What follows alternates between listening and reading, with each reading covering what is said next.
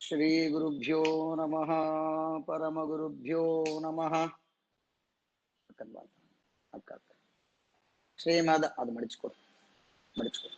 श्रीमदानंदतीर्थ भगवत्पादाचार्य गुरुभ्यो नमः अस्मत्परमपूज्य गुरुभ्यो नमः हरिः ओम् मयि स्थितो मदङ्गेषु स्वतन्त्रो व्यक्तवान् हरिः स विष्णुश्च स्वतन्त्रं मां स्वेच्छया वर्तयत्यजः स्वात्मनस्तस्य पूजास्युः मनोवाक्कायवृत्तयः ममैताः इति कर्तारम् उद्देश्यं च हरिं स्मरेत् श्रीवेङ्कटेशं लक्ष्मीशम् अनिष्टग्नमभीष्टदम्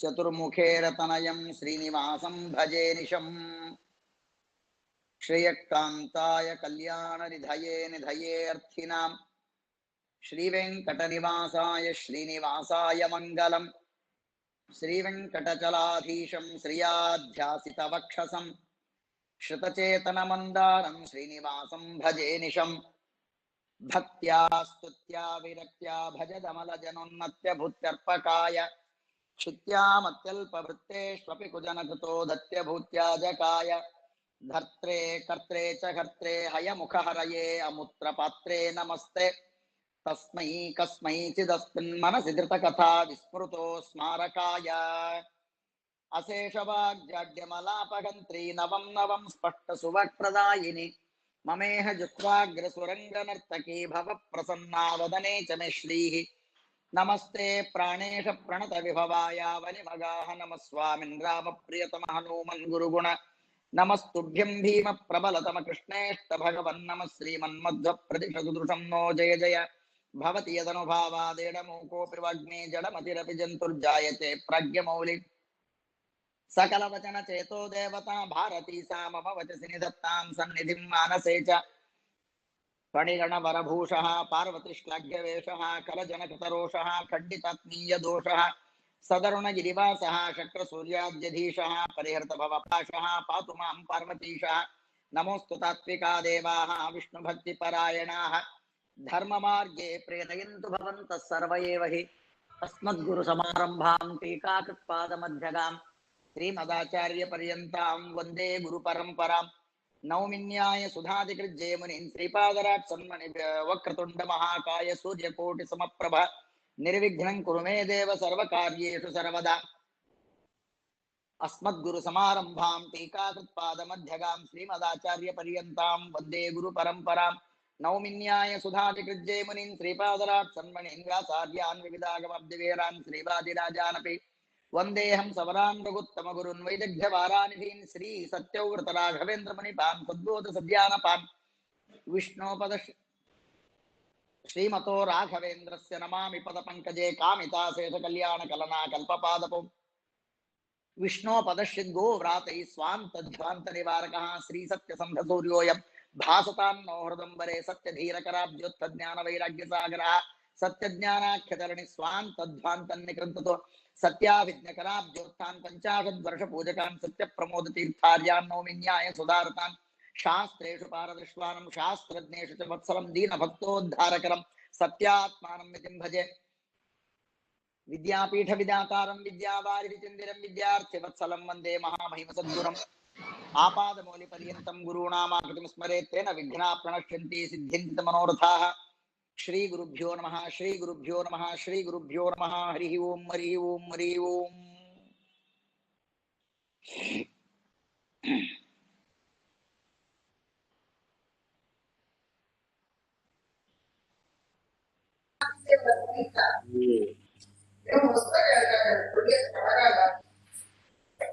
ದಂಡಿಯ ಬಂದಿದ್ದಾರೆ ಎಕ್ಕತಕ್ಕನ ಇದೇ ಚಾಟಿಂಗ್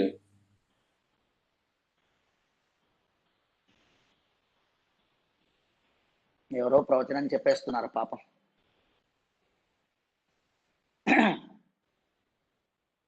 సభాసదులెల్లరికీ వారి అంతర్యామి అయిన నియామక పురుషోత్తమ తదభిన్న కథానాయక వెంకటేశ అతడి యొక్క చరణార విందంలో అనంత నమస్సుమాంజలి సమర్పిస్తూ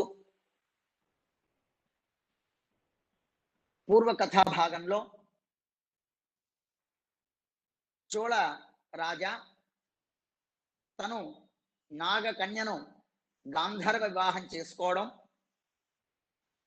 ఆవిడ తన లోకానికి వెళ్ళడం, తండ్రికి చెప్పడం, తండ్రి పైలోకానికి వచ్చి భూలోకానికి వచ్చి ఈ చోళరాజును వెతకడం, అతను దొరక్కపోవడం,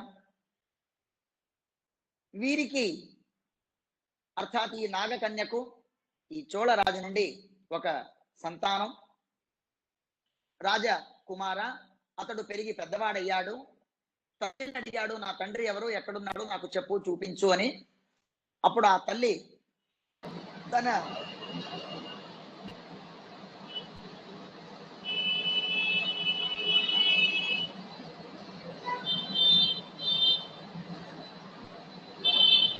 ముద్గల బాబు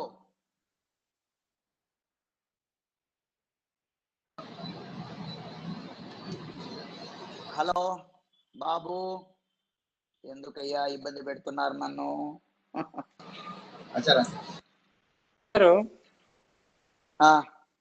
ఇది మ్యూట్ చేస్తేనేమో మీ వాయిస్ సరిగా రావట్లా, అన్మ్యూట్ చేస్తే వస్తుంది, కానీ మిగతా వాళ్ళు మాట్లాడినా పెద్దగానే వస్తున్నాయి, బాగా వస్తున్నాయి వాయిస్. ఎవరిని మాట్లాడాలి అక్కడ మీ దగ్గర ఏమైనా అడ్జస్ట్ చేయాలా? నా దగ్గర ఏం అడ్జస్ట్ లేదు. మరి ఉదయం కూడా బ్రహ్మాండంగానే వస్తుంది. మరి శేషో మీది ఒక్కళ్ళదే మ్యూట్ చేస్తే రావట్లా, అన్మ్యూట్ చేస్తే వెంటనే శేషు గారు మ్యూట్ చేస్తున్నారు. దయచేసి ఎవరు అన్మ్యూట్ చేయొద్దు. ఆచార్య గారి వాయిస్ అందరికి వినిపిస్తోంది, అందరూ మ్యూట్ చేసుకోండి ప్లీజ్.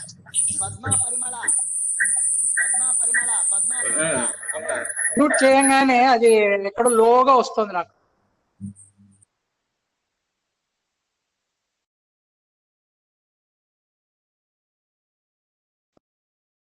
అరేమ్మా ఇప్పుడు ఎలాగుంది?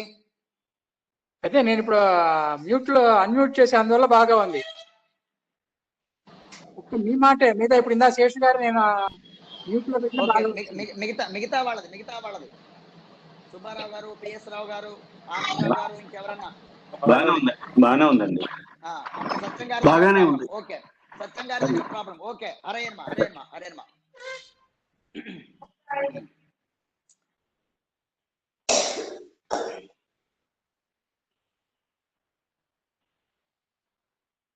భక్తులకు దయచేసి విన్నపం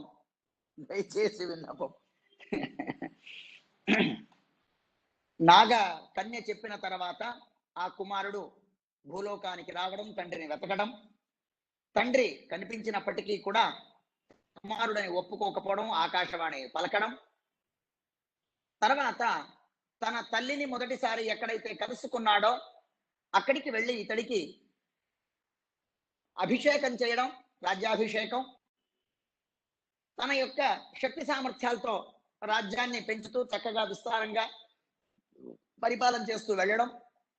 ఆ తర్వాత కొందరు గొల్ల వృత్తిలో ఉన్నటువంటి గోపాలకులు వచ్చి రాజు దగ్గరికి ఒక మొర చెప్పుకోవడం, రాజా మేము వేరొక ప్రాంతం నుండి పాలు అమ్మటానికి వస్తుంటే ఒక ప్రాంతంలో ఉన్నటువంటి మా చేతి నుండి కుండలు కింద పడిపోయి పగిలిపోతున్నాయి, పాలన్నీ కిందికి వెళుతున్నాయి, కారణం మాకు తెలియట్లేదు, ఎన్నో రోజుల నుంచి జరుగుతున్నాయని వాళ్ళందరూ విన్నవించుకోగా సరి చూద్దామని అనుకున్నాడు.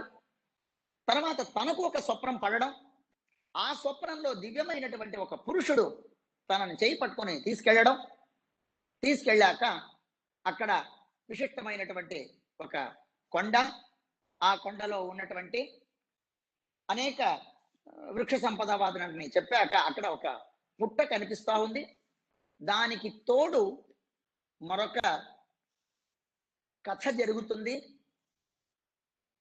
షాబర అన్నటువంటి ఒక కొండ జాతికి సంబంధించినటువంటి వారు ప్రియంగు అన్నటువంటి ఒక ధాన్యం, అంటే మన వాడుక భాషలో కొర్ర బియ్యం, ఆ కొర్ర బియ్యాన్ని పెంచుతున్నటువంటి వాడు, దాన్ని ఒక శ్వేత వరాహం వచ్చి తింటూ వెళ్ళిపోతా ఉంది.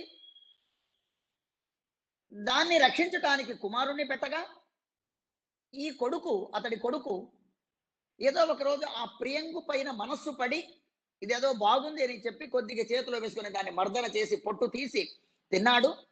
అప్పుడు తండ్రి చెప్పినటువంటి మాట, దేవా నివేదితే ప్రీతిర్ మమ నాస్తిత్ కదాచన తతక్రుద్ధోర్దంతం తం పుత్రం హంతం సముద్యతః. దేవుడికి నివేదన కానటువంటి పదార్థాన్ని నీవు తింటున్నావు, ఇక నేను నిన్ను సంహారం చేస్తాను అని చెప్పి ఖడ్గం తీసి సంహారం చెయ్యబోగా అప్పుడు ఆకాశవాణి పలికింది. ఆకాశవాణి ఏం చెప్పింది అన్నటువంటి వృత్తాంతాన్ని ఇవాటి కథాభాగంలో తెలుసుకుందాం. ఎప్పుడైతే ఆకాశవాణి ఈ కొండజాతి వాడికి చెబుతున్నది, ఇతడు తిన్నా కూడా నివేదన చెయ్యపోయినా కూడా అది నాకు ప్రీతి చెందింది, కావున నీ కుమారుని నీవు సంహారం చెయ్యవద్దు అని చెప్పి, అంటే దీంట్లో రెండు విచారాలు మనం తెలుసుకోవాలి. ఒకటి, ఏ పదార్థమైనా కూడా భగవదర్పితం కానటువంటి దాన్ని తినటానికి మనకు అర్హత లేదు. నివేదన మీరు దేవతార్చన చేసి అక్కడే వండి, లేక వండటానికి సాధ్యపడనటువంటి సందర్భాల్లో పళ్ళు కాయలు ఇలాంటివి ఏదో పెడుతూ ఉంటాం. అలాగే ఏది ఏమైనా కూడా ఇప్పుడు అన్నం వండటానికి సాధ్యపడదు, కొందరికి కుంపట్లు ఉండవు, ఇంకోటి ఏదో రకరకాల సమస్యలు ఉండవచ్చు. ఒక కొబ్బరికాయ పెడతారు, పంచదార పెడతాడు. ఈ పంచదార ఏం చెయ్యాలి, లేదా కొబ్బరికాయ ఏం చెయ్యాలి? ఒకట తీర్థం తీసుకొని అప్పుడే ఆ ప్రసాదం స్వీకరించాలి, లేదా అలాగే ఉంచి తర్వాత ఈ తన ఏదైతే వండుకున్నాడో ఆ పదార్థం పంచదార దీంట్లో కలిపేసుకోవాలి. మరి ఇప్పుడున్న మనకు పరిస్థితులు, మన మడి తడిలో ఎవరిని మనం ప్రశ్నించలేనటువంటి కాలమాన పరిస్థితి అలాగుంది. ఆరోగ్య భాగ్యాలు కానీ, ఇప్పుడున్న వనరులు కానీ, అందుకని ఆ విధంగా అది భగవదర్పితమైనటువంటి ప్రసాద రూపంగా పరిణమించడం లేదు. దేవతార్చన అయిపోయింది, దేవతార్చన అయ్యాక ఇంటి యజమాని మార్కెట్కి వెళ్ళాడు. మార్కెట్కి వెళ్ళి వస్తూ ఒక 2 కిలోలు 4 కిలోలు యాపిల్ పళ్ళు పట్టుకొచ్చారు, ఇంకోటి ఏదో పళ్ళు తీసుకొచ్చారు. బాగుందని కడిగేసి చాకుతో ముక్కలు చేసి తినేయడం అలా కూడా తప్పే. దాన్ని కడిగి అక్కడే ఒకసారి కృష్ణార్పణం అనండి, చాలు, అదే దేవుడి నివేద్యం అయిపోయింది. మళ్ళీ మీరు అక్కడ పెట్ట విప్పి దేవతార్చన చేయాల్సిన అవసరం లేదు. బయట నుంచి మార్కెట్ నుంచి పళ్ళు వచ్చాయి, ఏదో తీసుకొచ్చారు, ఆ తీసుకొచ్చినటువంటి దాన్ని కడిగేశాక శుభ్రంగా ఒకసారి దేవుడి వైపు తిరిగాం, లేదా దేవుడి దగ్గర పెట్టాం. ఒక్కొక్కసారి మనం ఎక్కడో టీవీ దగ్గర కూర్చొని పళ్ళు తినడానికి సిద్ధపడుతూ ఉంటాం. దేవుడి గది తలుపు వేసి ఉంటారు, కొందరు ఇళ్లలో దేవుడి గది తలుపులు ఉండడం, లేదా దేవుడి గదిలోనే ఒక చిన్న గూడు ఉండడం, తలుపు వేసడం ఉంటుంటుంది. కావున ఆ భగవంతుడు ఇక్కడే మనసా స్మరించి అది పండు తినడం. ఇది ఈ బ్రహ్మాండ పురాణం నుండి మనం ఇవాళ నుండి ఈ నియమం పెట్టుకుందాం, ఇది మనం నేర్చుకుందాం. ఇకపోతే చిన్న బాలకుడు ఇతడు తెలియక తిన్నటువంటి దాన్ని భగవంతుడు దాన్ని స్వీకరించి అనుగ్రహం చేశాడు. కారణం ఏంటి? ఇతడి నుండి ఇంకొక వ్యవహారం జరగాలి అంటే పిల్లవాడు చేశాడు కావున క్షమార్హం అన్నది కాదు, దాన్ని భగవంతుడే ఒప్పుకొని తండ్రి అయితే క్రుద్ధుడయ్యాడు. తతక్రుద్ధో రుదంతం తం పుత్రం హంతుం సముద్యతః, చంపేద్దామనే డిసైడ్ అయిపోయాడు తండ్రి. చూడండి, దేవుడికి నివేద్యం లేనటువంటి పదార్థాన్ని కొడుకు తిన్నందుకు తండ్రికి ఎంత కోపం వచ్చింది. సరే, చివరికి ఆకాశవాణి చెప్పింది, రాజా ఒక పంచే, నీవు దేవ స్వీకృతవానేవ దేవ, భగవంతుడు దీన్ని స్వీకారం చేశాడు, వాడి అంతర్యామిగా నేను తినేసాను, అయిపోయింది. కానీ నీవేం చేస్తావంటే చక్రవర్తి సమీపంచ గత్వా స్వప్నంచ దర్శితం, నీవు చక్రవర్తి దగ్గరికి వెళ్ళు. నాగా కుమారుడు ఈ చక్రవర్తి ఉన్నాడు, చోళరాజా దేశపు చక్రవర్తి, అతడికి నేను ఇప్పటికే స్వప్నం దర్శితం, స్వప్నం చూపించేశాను అని ఇతడికి చెప్తున్నారు. కావున నీవు అక్కడికి వెళ్ళి ఈ వృత్తాంతం అంతా చెప్పి అతన్ని ఇక్కడికి తీసుకురా. చూడండి, 2 లేక 3 కథలు ఇక్కడ. ఒకటి పాలు అమ్మేటువంటి వాళ్ళు కుండలు పగిలిపోవడం ఏదో ఒక ప్రాంతానికి రాగానే వాళ్ళు రాజుకు తమ దుఃఖాన్ని చెప్పుకోవడం, రెండోది రాజుకు స్వప్నం పడడం, ఎవరో వచ్చి తనను చేపట్టుకొని తీసుకెళ్ళడం, అక్కడ ఏదో పుట్ట కొండ గుహ ఉన్నట్టుగా. మూడవది ఈ ప్రియంగు ఏదైతే ధాన్యం ఉందో ఈ ధాన్య రక్షణకు ఉన్నటువంటి రాజపుత్రుడు అడవి జాతి వాడి కుమారుడు దాన్ని తినడం. ఎందుకు అతను అక్కడ ఉన్నాడు అని అంటే ఒక పంది వచ్చి తిని వెళతా ఉంది, వచ్చిన పంది ఎక్కడికి వెళ్తా ఉందో తెలియదు, ఎక్కడో ఒక పుట్టలో దాక్కుంటా ఉంది. ఇది 3 వృత్తాంతాలు ఒకదానికే సంబంధం అవుతా ఉంది. రాజు స్వప్నం, కుండ పగిలిపోవడాలు, ఈ ధాన్యాన్ని ఒక శ్వేతవరాహం తిని ఒక చోట ఎక్కడో దాక్కోవడం. ఇక రాజు ఆశ్చర్యం వేసింది. తన చతురంగణ సైన్యంతో మంది మార్బలంతో ఆ గోపాలు కూడా చెప్పారు, మీరు ఒక పని చేయండి, అట్లయితే చూద్దాం అసలు ఈ కుండ పగలడాలు ఏంటి, వ్యవహారం ఏంటి చూద్దాము, మీకు ఎంత సాధ్యపడుతుందో 1000 సంఖ్యలో కుండలతో పాలు తీసుకురండి అని వారిని ఆదేశించాడు. ఈ షాబరకు చెప్పాడు, అంటే అడవి జాతి వాడు షాబర, అరే పదరా ఎక్కడ చూపించు.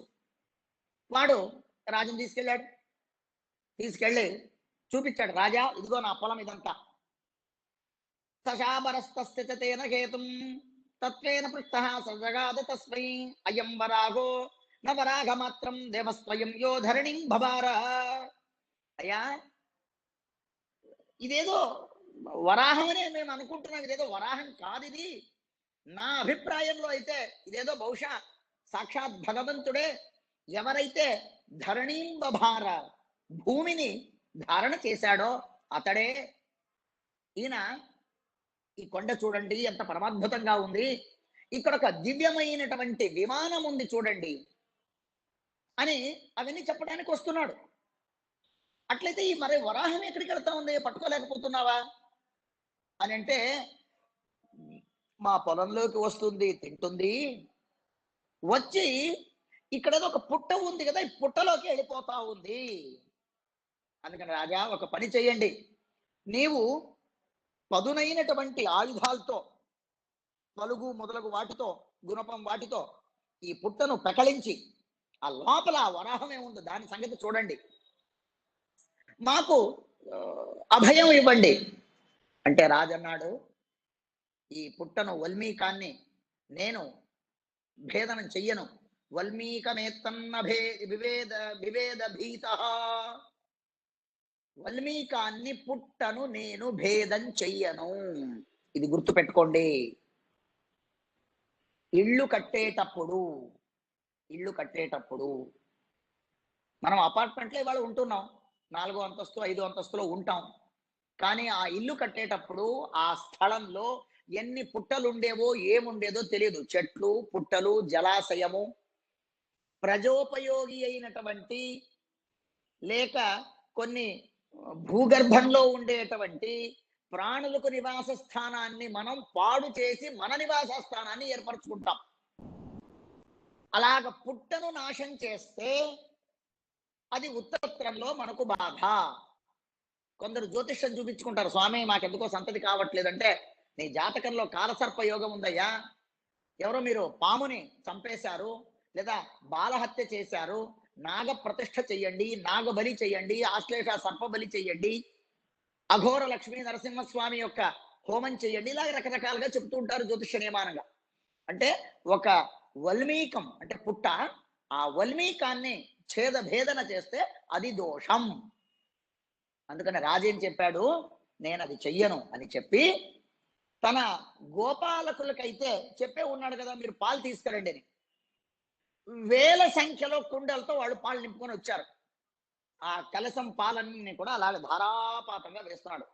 వేసిన ఆ ధారాపాతానికి అక్కడ ఉన్నటువంటి ఆ మట్టి అంతా కరిగిపోయి వల్మీకం కరిగిపోయింది. కరిగిపోయాక అక్కడ చూస్తారు, సతత్రవాచం మనసా బభూమిం దదర్శ రత్నోజ్వలమద్భుతంచ దివ్యం విమానోత్తమమాశు దృష్ట్వా హృష్టశ్చ మూర్ధ్నా ప్రణనామ భూయః. ఒక అద్భుతమైనటువంటి విమానం కనిపించింది. ఏదైతే తన స్వప్నంలో తనకు దర్శనమిచ్చిందో ఆ స్వప్నగత విమానాన్ని చూశాడు. అంటే ఈ పాలకుండలు పగిలిపోవడం స్థలం ఇది. రాజుకు స్వప్నంలో ఒక విమానం కనిపించడం, దివ్యమైనటువంటి పుణ్యక్షేత్రం కనిపించడం. రెండవది, ఈ ధాన్యాన్ని తినటానికి వచ్చినటువంటి శ్వేతవరాహం వచ్చి దీంట్లో దాక్కోవడం. అంటే ఆ శ్వేతవరాహమే వరాహ రూపంగా సాక్షాత్ భగవంతుడే అక్కడికి వచ్చాడు. అది కింద ఆ పుట్ట ఎప్పుడైతే పాలధారతో కరిగిపోయిందో చూస్తారట, కృష్ణశ్చమూర్ధ ప్రణనామ భూయ విమానం కనిపించింది. పరమానందం వేసింది రాజుకి. పరమానందం వేసి చేస్తున్నారు. ఈ విమాన దర్శనమే ఈ వెంకటేశ మహాత్మ్యం సంస్కృతంలో వ్యాస ప్రణీతమైనటువంటి అనేక పురాణాలు. దాంట్లో ఇప్పుడు మనం కొన్ని చెప్పుకుంటున్నాం. 12 పురాణాల్లో ఉన్నది దాంట్లో మనం కొన్ని చెప్పుకుంటున్నాం. తెలుగులో కూడా ఒక భక్తురాలు, ప్రసిద్ధి చెందినటువంటి భక్తురాలు తరిగొండ వెంగమాంబ. తరిగొండ వెంగమాంబ ఆ శ్రీనివాసుని చూచినప్పుడు భక్తి పారవస్యురాలై ఆ భగవంతుడి యొక్క ఉత్తమమైనటువంటి విమానాన్ని చూసినప్పుడు పొసగమనుజుల చేత వాక్య పూజలందు గుప్త మగుదేవ పూజ గైకొనుచుండు పరలు తను చేరి కోరిక వరములిచ్చు మహిమ ధనరార జూపు మధవుండు. ఆ తరిగొండ వెంగమాంబ ఈ గోపుర దర్శనం కావాలి అంటే జన్మాంతర పుణ్యం ఉంటేనే గోపుర దర్శనం అవుతుందట అంటుంది ఆవిడ. చూడండి, మనం వెళ్తాం తిరుపతికి, వెళ్ళినప్పుడు ఒక్కొక్కసారి మనకు ఆ గోపురం చూడటానికి వెళ్తాం, అలా ప్రదక్షిణ వేసుకొని వస్తాం. అది చూడరా పైన అంటాం. ఏంటి పక్షులా అంటాడు ఎవడో మన పక్కన ఉన్నవాడు. వాడికి ఆకాశం ఇంకోటి ఏదో కనిపిస్తుంటాయి. కాదురా అక్కడ విమానం ఉంది, శ్రీనివాసుడు నాడు విమాన శ్రీనివాసుడు, దానికి ఒక మకర తోరణం ఉంది తెల్లగా. ఒక్కొక్క క్షణం వారికి కనిపించకపోవచ్చు, లేదా చూసే లోపే ఎవడో పోలీసు వచ్చి విజిలేసి పో పో అని తోసేయచ్చు. దర్శనం కూడా కాకపోవచ్చు. అది చూడాలన్నా కూడా మనకు భక్తి భాగ్యం కావాలి. అన్నమయ్య కూడా ఒక ప్రసంగాన ఇంచుకైన వెంకటేశు గిరి శిఖరము కంచుట కలగలవేగాక అచింతింబైన నిత్యానంద పదవులను మించి తమ ఎదుట ప్రభవించునే కావా. అన్నమయ్య కూడా అంటారు, ఇంచుకైన వెంకటేశుని గిరి శిఖరము. మీరు సంపూర్ణంగా చూడాల్సిన అవసరం లేదండి, ఇంచు, జస్ట్ 1 ఇంచ్ మీకు అంత కనిపించినా మీ జన్మ చరితార్థము అంటుంది. ఇలాగా ఎన్నెన్నో భాషలో ఎందెందరో భక్తులు రకరకాలుగా స్వామి యొక్క విమానాన్ని కొనియాడతారు.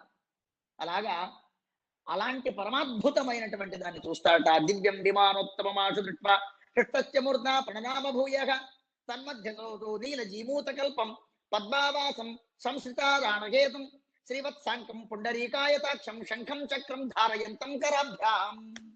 ఆ అద్భుతమైనటువంటి విమానంలో భగవంతుడు నీలమేఘశ్యాముడై పీతాంబరధారి అయి పుండరీకనయనుడు శ్రీవత్సాంకధారి శంఖచక్ర గదాపాణి అయినటువంటి భగవంతుణ్ణి ధాతారం తం ప్రాణినాం వై వరాణాం మన్నేనాకం బిభ్రతం భ్రాజమానం పీతం వస్త్రం బిభ్రతం రాజమానం కోటీరంత ప్రాప్తతో రత్నశోభాం. ఆ భగవంతుణ్ణి స్తోత్రం చేస్తారట. ధాతారం తం ప్రాణినాం వై వరాణాం. సకల ప్రాణికోటికి ధాత, ధారణ చేసేటువంటి వాడివయ్యా నీవు. ఎలాంటి వాడివి? కోటి సూర్య చంద్రాదులు ఏకకాలంలో ఉదయిస్తే ఏ విధమైనటువంటి తేజపుంజం కనిపించాలో అంత దివ్యమైనటువంటి కాంతి ఇక్కడ ఉన్నది. శాంతాకారం శాశ్వతం శ్రీనివాసం సేవ్యం దేవాసురైర్ దేవం దర్శ. ఆ భగవంతుని శాంత స్వరూపుడైనటువంటి వాడిని చూస్తున్నాడట. రాజపుత్ర వాచ, రాజ మాట్లాడతాడు, స్వామి బ్రహ్మాది దేవతలకే అశక్యమైనటువంటి ఈ దర్శనం ఇవాళ నాకు ఇస్తున్నావు. నేను ఏ జన్మలో ఏ పుణ్యం చేసుకున్నానో నీవు మా కోసం ఈ భూమికి వచ్చి ఉన్నటువంటి వాడివి. పూర్వకాలంలో ఎలా ఉంది అనంటే, నా బ్రహ్మాసీత్ పూర్వమీశో నాసీన్ నేమ్నా వ్యాప్తో రోదసి వ్యాప్తవాభూత్ ఏకస్త్వం వై జాగరూకస్వరూపే శేషే తల్పే చారు సృష్ట్యా తదాపగ. దేవుడి యొక్క విచిత్రమైనటువంటి ఒక సంఘటన చెప్తాడు. ఎంత విచిత్రం ఉంది. క్షీరసాగరంలో ఉన్నాం, నీటి మీద పడక. చూడండి ఎవరికి సాధ్యపడుతుంది? ఇంట్లో వేసుకున్న ఏసీయే కాసేపు ఎక్కువైతే చలి ఏసీ ఆపు అని మనం గోల్ చేస్తామే, లేదా దుప్పటి కప్పుకోండి అని పక్క వాళ్ళు మనకు సలహా. నాకు కుక్క పోస్తుంది, నేను 2 దుప్పలు గడుపో. ఇలాంటి సలహాలు ఇంట్లో జరుగుతూనే ఉంటాయి. మరి అలాంటిది భగవంతుడు నీటిలో పడుకున్నాడు. పోనీ పడుకున్నాడు దేనిపైనయ్యా? నేను మంచి డన్లప్ బెడ్డా? అది పామండి. శేషతల్పే.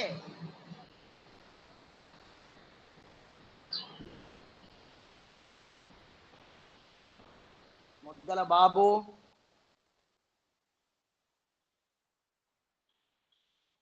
శేషతల్పం పైన పవడించి ఉన్నావు. అంతేకాక పోనీ అదేదన్నా ఒకే స్థాయిగా స్థిరంగా ఉందా అంటే అది కాదు. శేషు ఏంటి డిస్టర్బెన్స్? ఎవరిదో? నా నుండేనా? నేనేనా? శేషు, దామోజీ గర్పు, శేషగిరిరావు రీకనెక్ట్ అవనా? హరేనమా? బాగానే ఉందండి. అవసరం లేదండి, బాగానే అవుతుంది. నాకేదో ఒక సౌండ్ డిస్టర్బెన్స్ గా వస్తుంది. ఎవరిదో ఇయర్ ఫోన్స్ ఏదో సౌండ్. మీ వాయిస్ బాగానే ఉంది, క్లారిటీ ఉంది.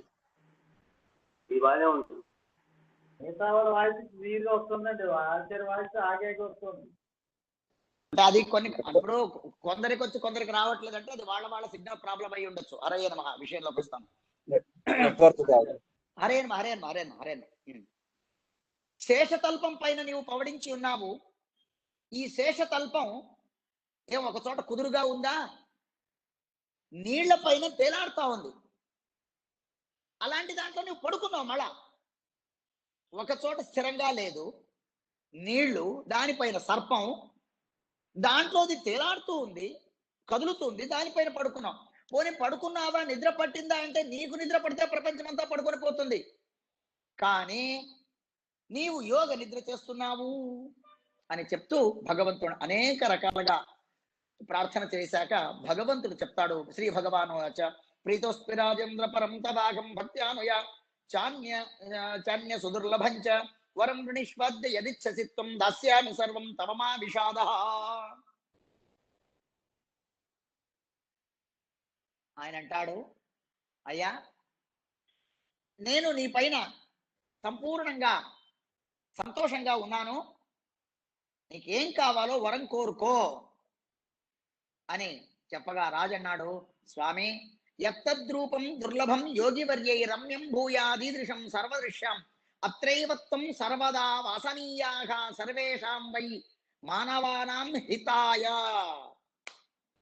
చూడరాజా, దేవుడిని ప్రార్థన చేసినది ఏమిటి మన అందరి కోసం అంటే, నీ యొక్క ఈ రూపం యోగివర్యై దుర్లభం, యోగులకు కూడా ఇది దర్శనానికి కొన్ని సందర్భాల్లో సాధ్యపడనటువంటిది.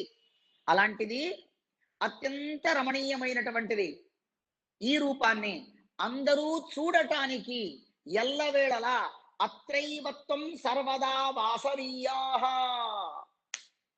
ఎల్లవేళలా నీవు ఇక్కడే ఉండు.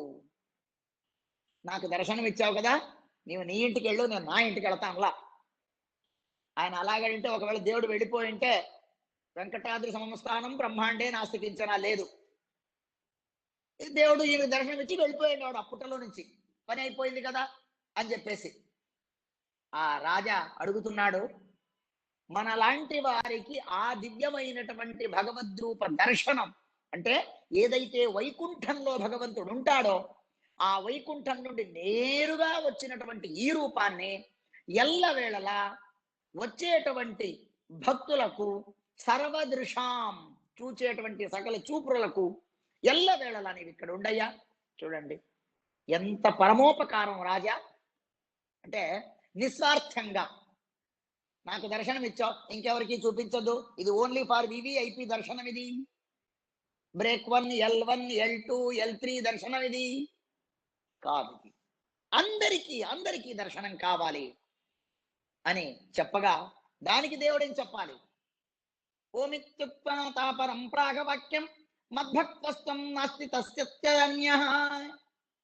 ఓం అన్నట దేవుడు. తథాస్తు, పో, నీ కోరికను మన్నించాను.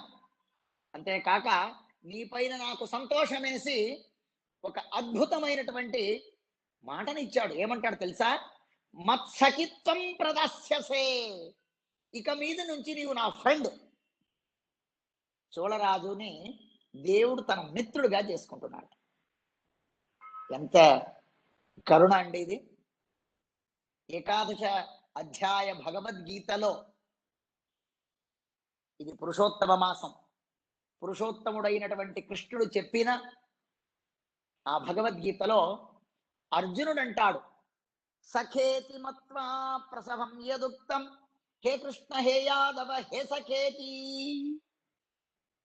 అయ్యా, నిన్ను నేను నా మిత్రుడు అని అనుకొని నానా రకరకాలుగా మాటలు మాట్లాడాను నేను, కావున ఆ మాటలన్నీ నన్ను క్షమించు అని అక్కడ ఆయన ప్రార్థన చేసుకుంటాడు. ఇక్కడ దేవుడే నా మిత్రుడివయ్యా నీవు అని ఈయన అంటాడు. అలాగా దేవుణ్ణి మనం మిత్రుడిగా చూడాలి అని శ్రీమదాచార్యుల వారు కూడా చెప్తారు. ఎందుకు మిత్రుడిగా చూడాలి? సుహృత్ అని అన్నారు దేవుణ్ణి. ఎందుకంటే నేను చాలా సందర్భాల్లో చెప్పి ఉంటాను, సహజంగా మనలో ఉన్న ఒక గుణం ఒకటి ఉంది. నేను మా అమ్మకు కూడా చెప్పలేదరా, నా భార్యకు చెప్పలేదు, నా మొగుడికి కూడా చెప్పలేదు, నీకే చెప్తున్నానే, ఎవరికి చెప్పొద్దే అని తన ఫ్రెండ్కి ఆడవాళ్ళు మగవాళ్ళు వాళ్ళ మిత్రులకి కొన్ని విషయాలు కొన్ని సందర్భాలు చెప్పుకుంటారు. నేను నా మొగుడు కూడా దాచాను, నీకు కూడా చెప్తున్నా చూసుకో. నా పెళ్ళాన్ని కూడా చెప్పలే, నీకు చెప్తున్నాను చూసుకో. మా అమ్మకు చెప్పలేదు, నీకు చెప్తున్నాను చూసుకో.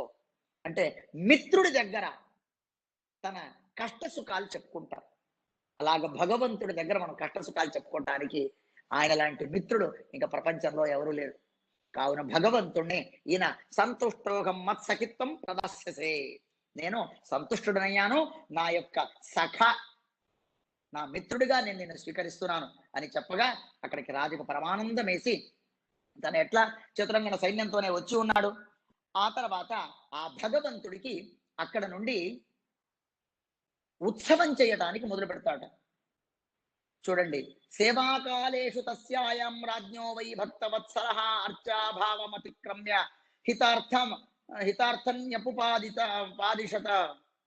ఈ రాజా ఆ భగవంతుడికి అనేక సేవా శుశ్రూష చెయ్యాలి అని చెప్పి ఉత్సవాలు మొదలు పెడతాడు.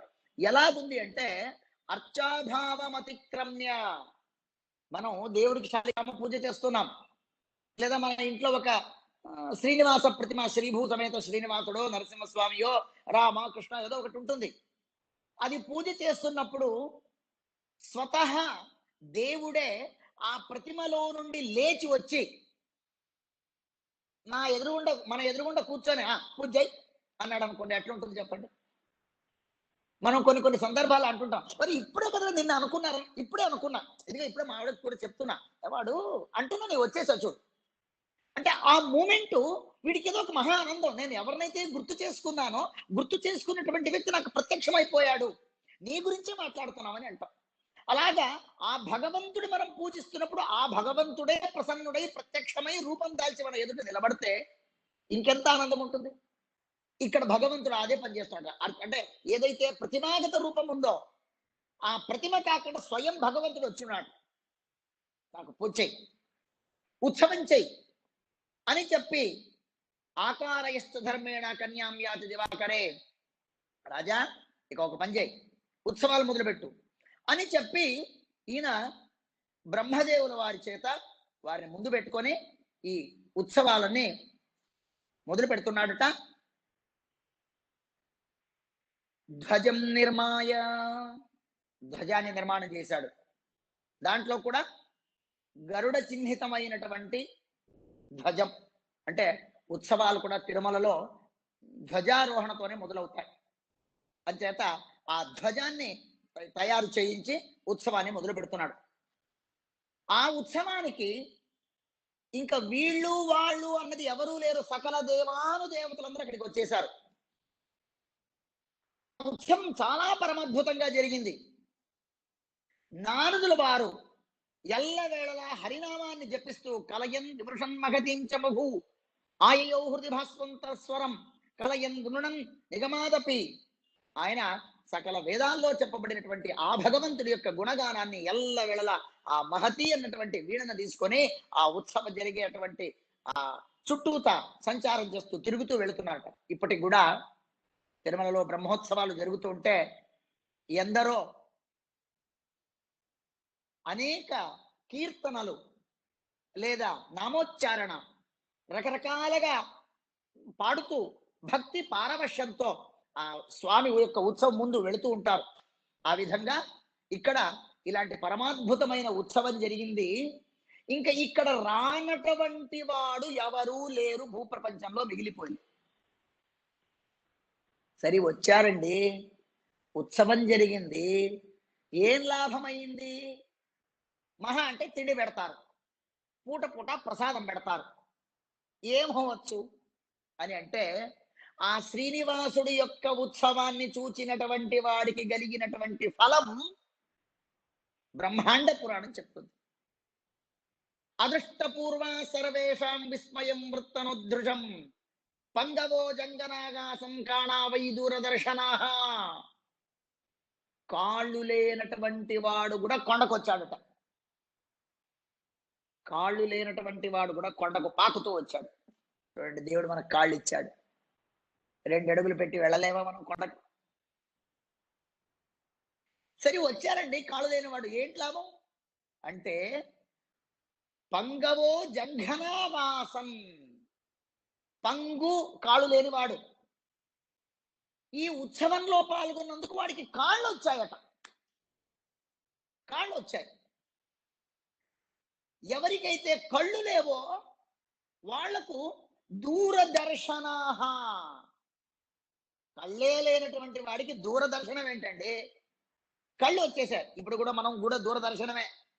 మీరెక్కడో నేనెక్కడో, ఇప్పుడు దూరదర్శనమే. ఇది కథ వింటే ఇది ఉంటే, ఉత్సవంలో పాల్గొంటే ఇంకేం కావాలి? ఇది దూరదర్శనమే కదా. మీరు ఇళ్లలో, నేను ఆ ఇంట్లో. ఇలాగా మాట రానటువంటి వాడు, చెవిటివాడు, మూగవాడు ఎవరైతే ఉన్నారో వారందరూ కూడా ఈ ఉత్సవంలో పాల్గొన్నారట. ఇలాంటి ఉత్సవం వర్షే వర్షే మహోత్సవే తదా ప్రభుతి. అక్కడ బ్రహ్మదేవుల వారి దగ్గర నుండి మొదలు పెట్టించినటువంటి రాజుగారు చేసినటువంటి ఉత్సవం అప్పటి నుండి మొదలైంది. వర్షే వర్షే, ప్రతి వర్షం ఇలాంటి పరమాద్భుతమైనటువంటి ఉత్సవాన్ని జరుగుతా ఉంది. తస్మిన్, అప్పుడు రాజు ఒక రథాన్ని జయించాడు. దివ్యమైనటువంటి అనేక, ఇప్పుడు మనం చూస్తున్నాం ఈ మధ్యలో కాస్త రథాల గగ్గోల ఎక్కువగా ఉంది. రోజు టీవీలలో, వాట్సాప్లలో అక్కడిక్కడ రథాల మధ్య కాస్త డిస్కషన్ ఎక్కువగా ఉంది. కానీ ఆ రోజు రాజా రథం జయించాడు. తస్మిన్ రథవరే దివ్యే దివ్యతి సప్తమే దినే. అనేక వజ్ర వైడూర్య మరకత మాణిక్యాలతో పొదిగినటువంటి రథాన్ని జయించాడట. ఆ రథంలో భగవంతుడు ఊరేగింపు. రథం వెళుతుంటే ఇప్పుడు కూడా తిరుమల ఉత్సవంలో పాల్గొన్నటువంటి వారికి తెలుస్తుంది. రథం వెళుతున్నప్పుడు కొందరు వచ్చి ఊడుస్తూ వెళతారు, కొందరు పల్చగా నీళ్లు చల్లుతూ ఉంటారు. ఒక ట్రాక్టర్ వెళుతూ ఉంటుంది, ఒక ట్యాంకర్, దానికి వెనక చిల్లు వేసి పల్చగా నీళ్లు పడుతూ ఉంటుంది. అలాగే రకరకాలుగా ఉంటాయి. ఇది ఇవాళ ఏదో గవర్నమెంట్ టీటీడీ చేయించింది కాదు. ఆ రోజే స్వయం దేవేంద్రుడు మేఘాలకు ఆర్డర్ వేశారట. ఇదిగా అక్కడ ధూళి దుమ్ము గిమ్ము ఏదైనా ఉంటే క్లీనింగ్ సెక్షన్ మీదే అన్నట్ట దేవేంద్రుడు. పయోదాగా విరజుశ్చక్రు ప్రలితో వాసర సముద్యయా సేవార్థం కల్పయామాసం రథం వృత్తపరికృతం. ఆ రథం వెళ్ళేటప్పుడు శుద్ధి చేసే పని మీది అని చెప్పి పయోధాహ, మేఘాలు, వాటికి ఆర్డర్ వేశాడు. అవి వచ్చి దుమ్ము ధూళి ఏదైనా ఉంటే క్లీన్ చేయడమే వాటి పని అట. ఈ జగన్నాథ రథయాత్ర ఒకటి జరుగుతుంది, ఆషాఢ మాసంలో జరుగుతుంది. జగన్నాథ రథయాత్ర జరిగినప్పుడు అక్కడ ఉన్నటువంటి ఒడిశా రాజా ఆయనకొక సేవ పని ఏంటంటే రథానికి ముందర వచ్చి బంగారు చీపురుతో ఊడుస్తాడు ముందర. ఇప్పటికీ ఆ పద్ధతి ఉంది అక్కడ. బంగారు చీపురుతో ఊడ్చి కల్లాపి జల్లి ముగ్గు వేశాక ఆ తర్వాత పని.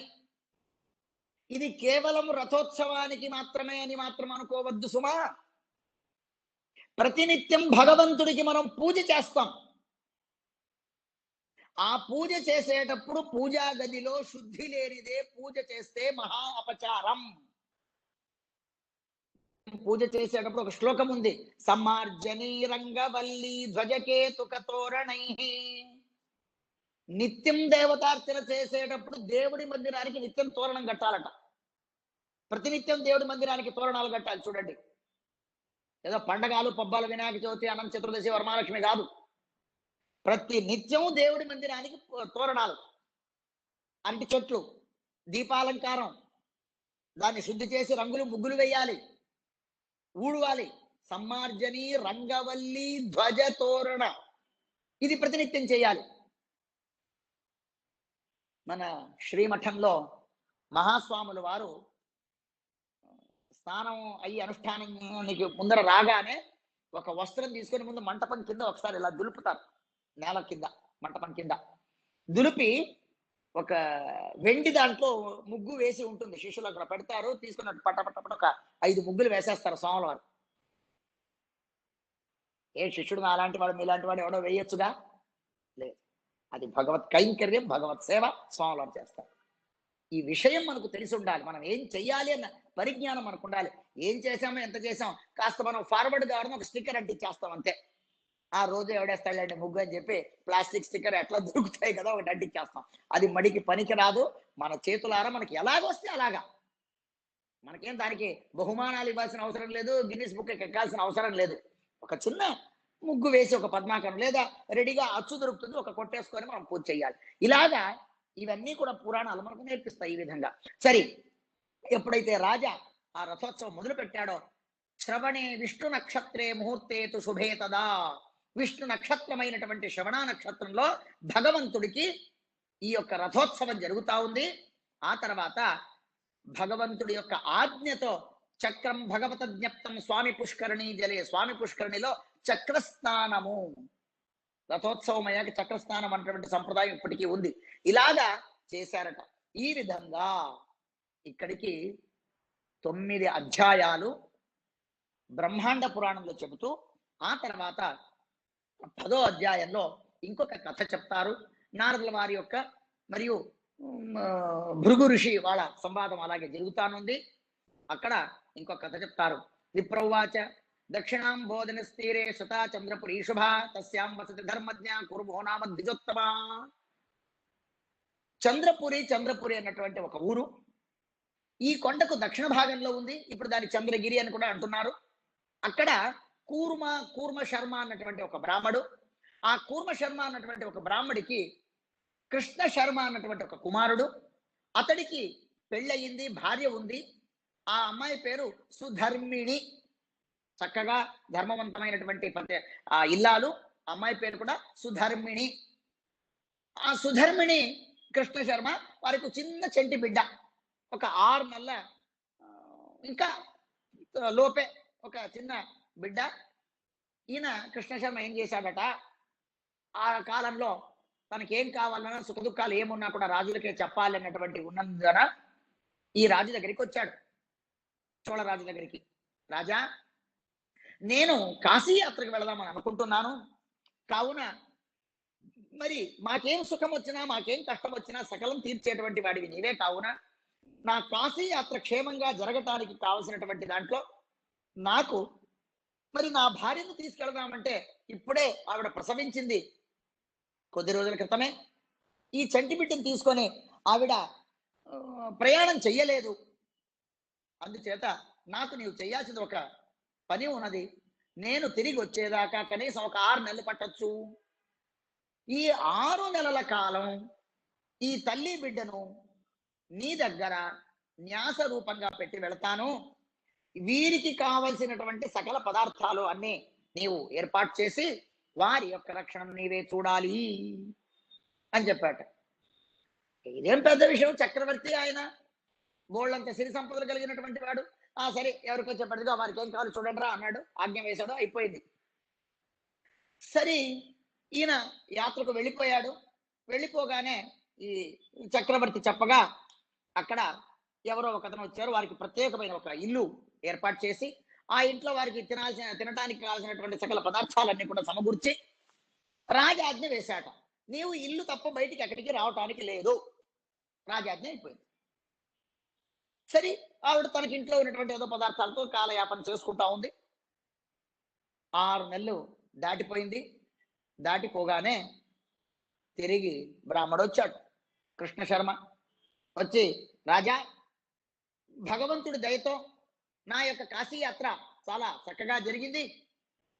కావున మరి నా పత్ని, నా కుమారుడు నీ చెంతే ఉన్నారు, కావున వాళ్ళని నాకు ఇస్తే నేను తీసుకెళ్ళిపోతాను అన్నట. అప్పుడు రాజు గుర్తొచ్చింది. అప్పటికి 6 నెలలు దాటిపోయింది. అయ్యో, ఇతడి యొక్క పెళ్ళాం బిడ్డలు ఇక్కడ మన దగ్గరే ఉన్నారు కదా, సరే ఏం చెయ్యాలి అర్థం చేసుకొని రాజు ఎవరికో చెప్పి అసలు అక్కడ ఏం జరిగింది చూసి రాపోండి రా అని పంపించాడు. వెళితే ఆ ఇల్లు తలుపేసింది, పగలగొట్టి లోపలికి వెళితే ఆ తల్లి బిడ్డ మరణించి శవమైపోయి, శవము ఎండిపోయి అస్థికలై మిగిలిపోయారు. భయం వేసింది రాజుకి. విప్రపత్ని మరణం సంభవించింది.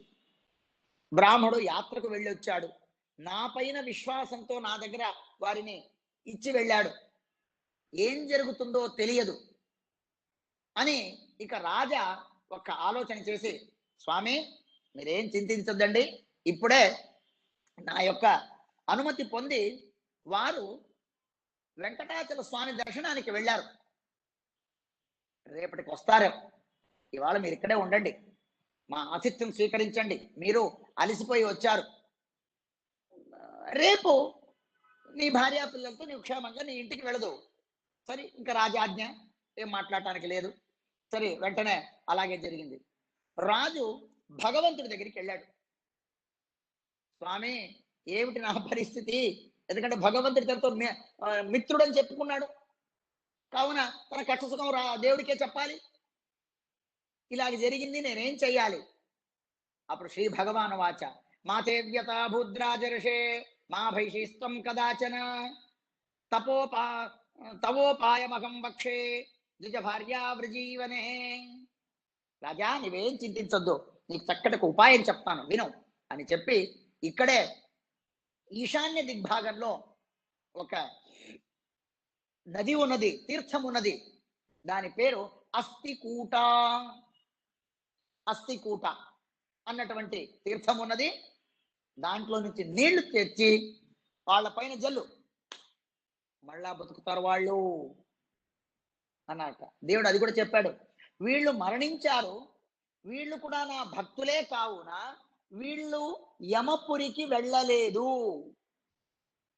నా యందే నా దగ్గరే ఉన్నారు, కావున పునః వాళ్ళ శరీరం వాళ్ళకు వస్తుంది, జీవం అక్కడ ప్రవేశం అవుతుంది, నీవేమి చింతించొద్దు, ఆ అస్థికూటంలో నీళ్లు తెచ్చి ప్రోక్షణం చేయి అని చెప్పగా రాజుకు పరమానందం వేసింది. చూడండి, అంటే తిరుమలగిరిలో ఉన్నటువంటి ఒక్కొక్క తీర్థాలు, ఇది బ్రహ్మాండ పురాణంలో తీర్థఖండం, ఇదంతా అనేక వచ్చేటువంటి తీర్థాలు, వాటి యొక్క మహిమలు చెప్తున్నారు.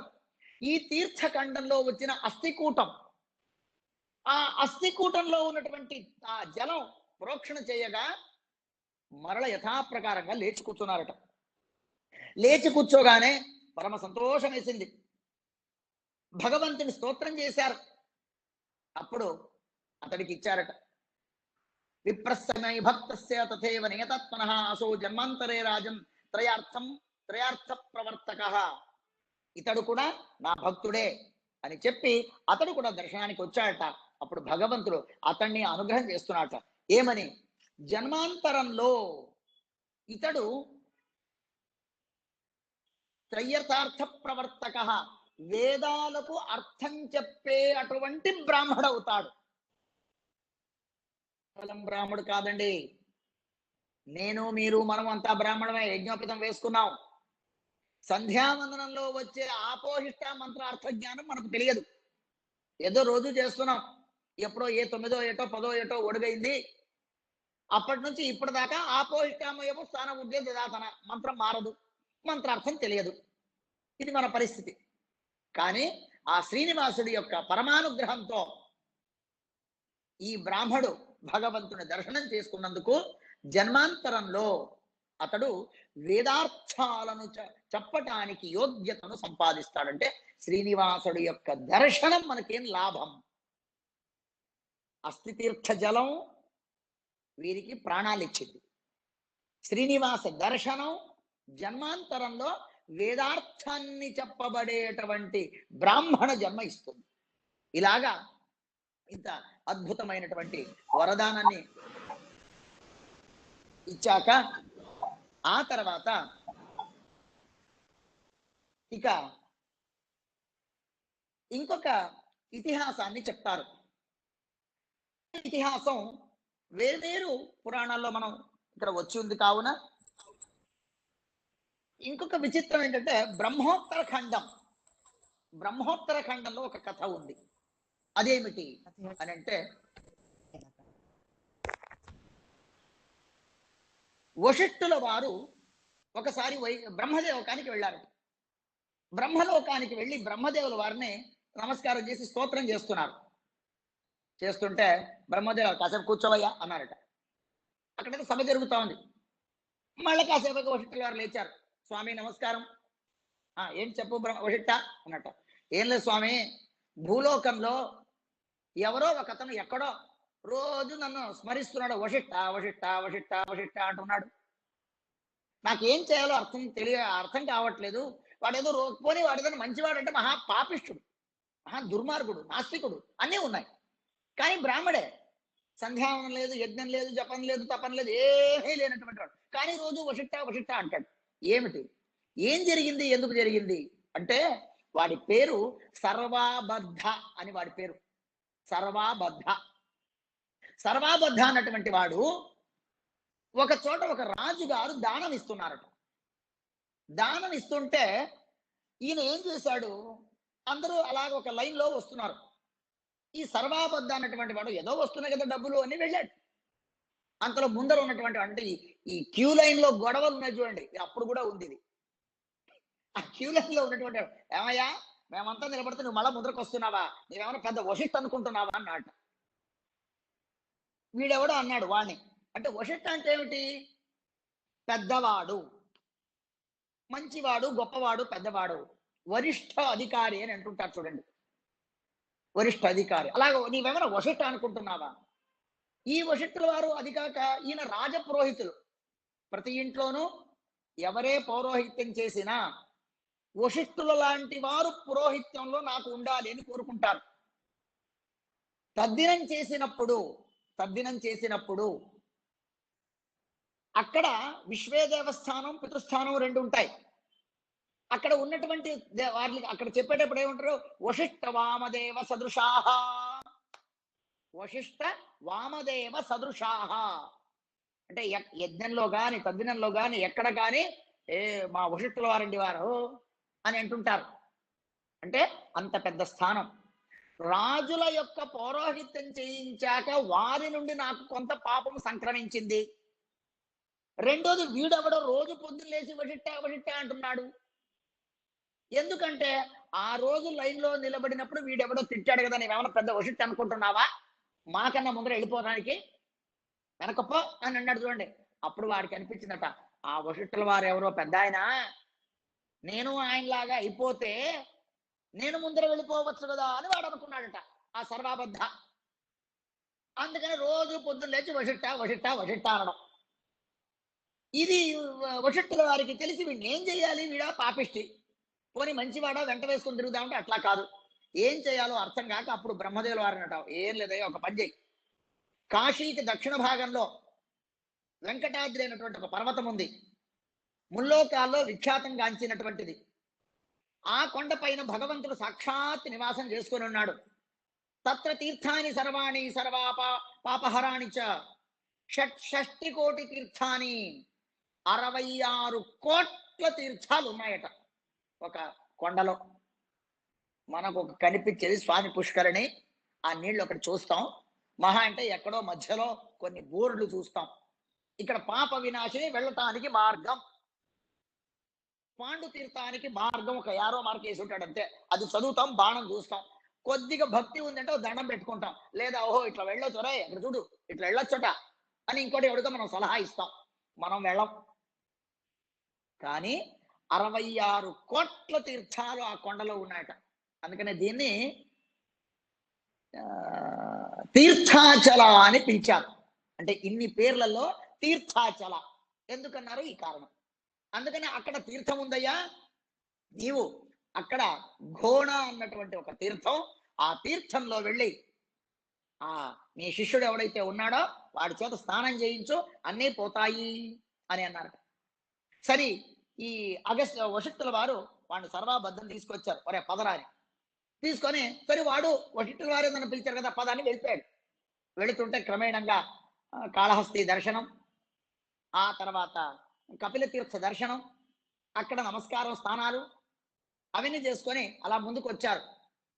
భగవంతుని దర్శనం చేసుకుంటున్నారు.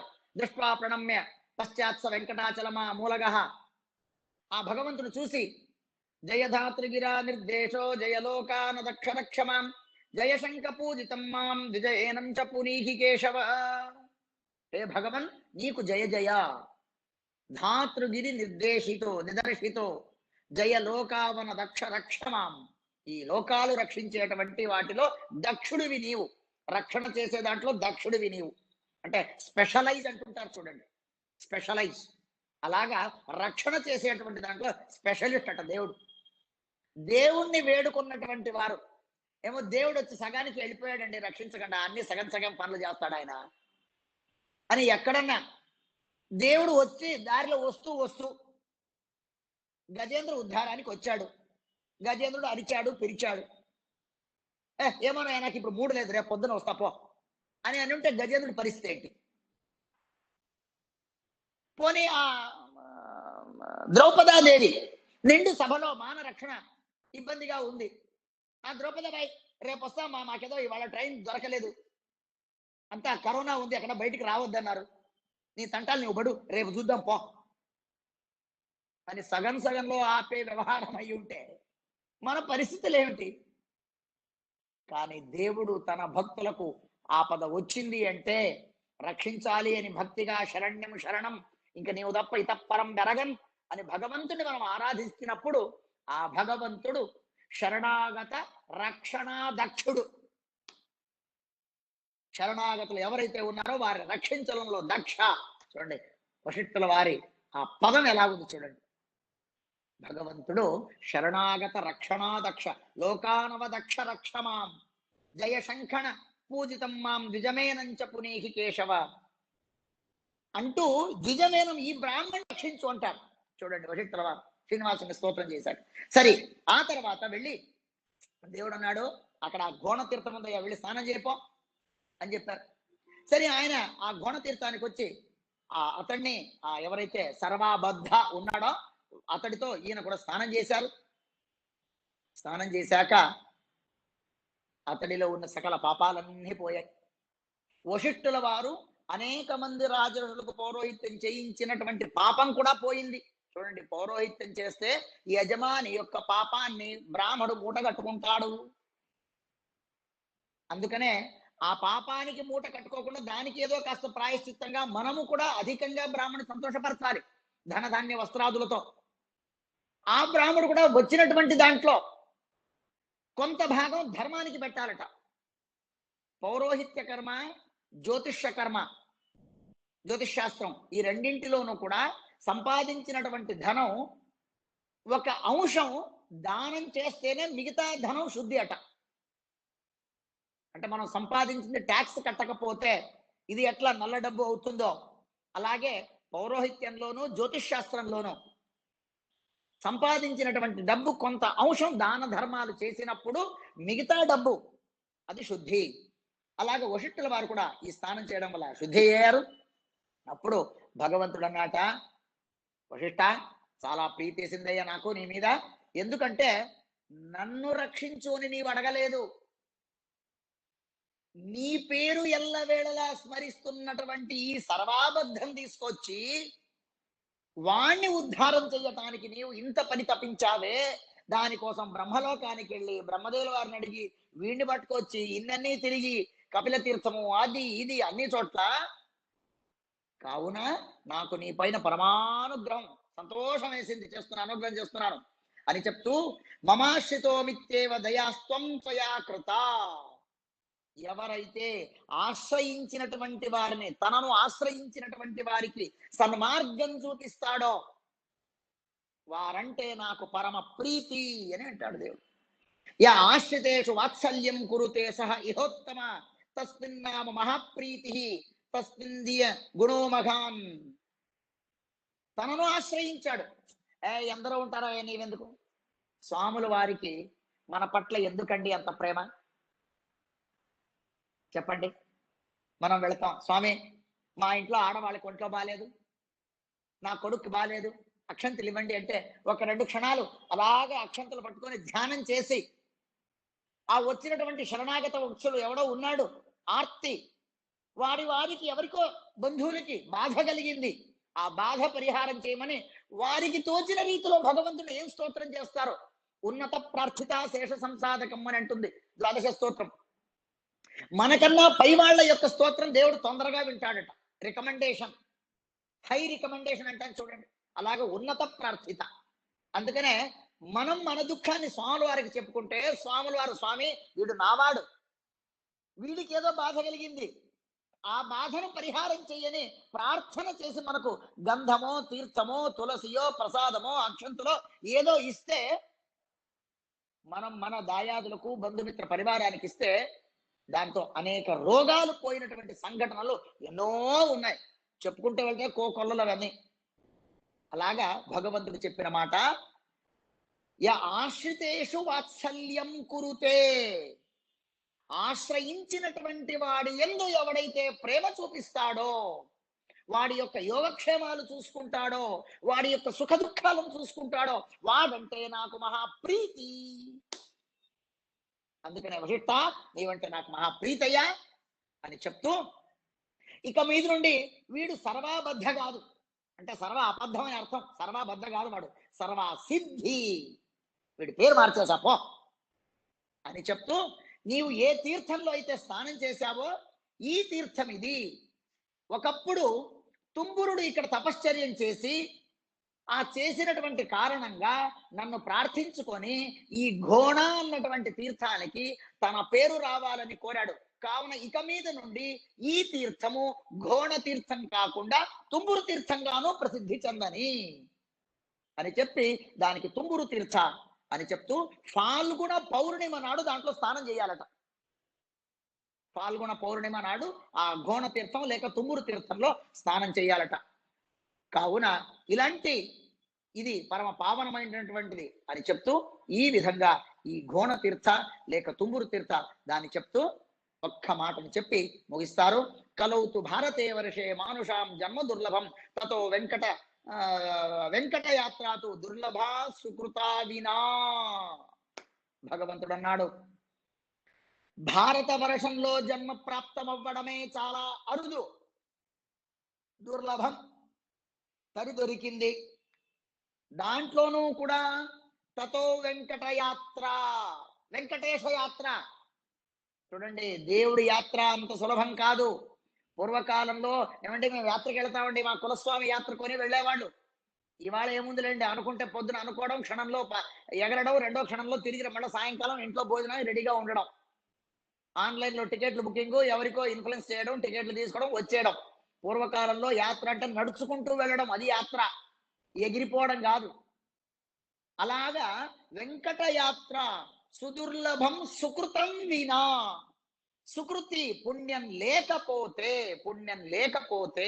వెంకటేశ యాత్ర ఎన్నటికీ దొరకదు, సాధ్యపడదు అని చెప్తూ ఘోణ తీర్థ మహిమ అర్థాత్ తుంబురు తీర్థ మహిమ దాన్ని చెప్తూ ఆశ్రయించినటువంటి వారికి వారి యొక్క సుఖ దుఃఖాలు చూడాలన్నటువంటి దాన్ని కూడా ఇతిహాసంలో చెప్తూ, చోళరాజా అతడికి భగవద్ దర్శనం, విమాన దర్శనం, అక్కడ ఉత్సవాలు వాటిని చెప్తూ ఇలాగా అనేక విషయ వృత్తాంతాన్ని వెంకటాచల మహాత్మ్యాన్ని ఇక్కడ బ్రహ్మాండ పురాణము తర్వాత బ్రహ్మోత్తర ఖండంలో కూడా చెప్తున్నారు.